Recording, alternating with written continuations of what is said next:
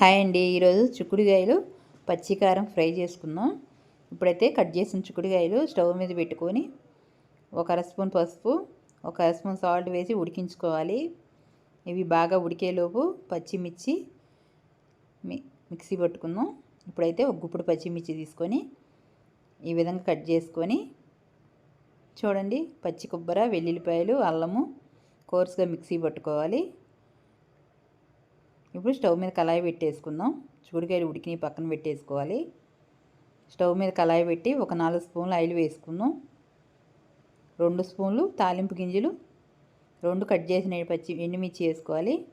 కరివేపాకు ఉంటే వేసుకోండి. కట్ చేసిన ఆనియను, పచ్చిమిర్చి వేసుకోవాలి. ఇవి బాగా వేగేలోపు ముందుగా పట్టి పెట్టుకున్న పచ్చిమిర్చి అవి మసాలా వేసేసుకుందాం. ఇప్పుడు ఇది బాగా ఆయిల్ తేలేంత వరకు వేయించుకుందాం. 1 గ్రామ్ పసుపు, ఒక అర స్పూన్ సాల్ట్ వేసుకున్నా. ముందుగా బాగా వరసి పెట్టుకున్నాం కదా చిక్కుడుకాయలు, వాటర్ అంతా పోయింది. ఇప్పుడు ఇందులో వేసి సిమ్లో పెట్టి వేయించుకుంటూ ఉండాలి. ఇది బాగా వేగాలండి.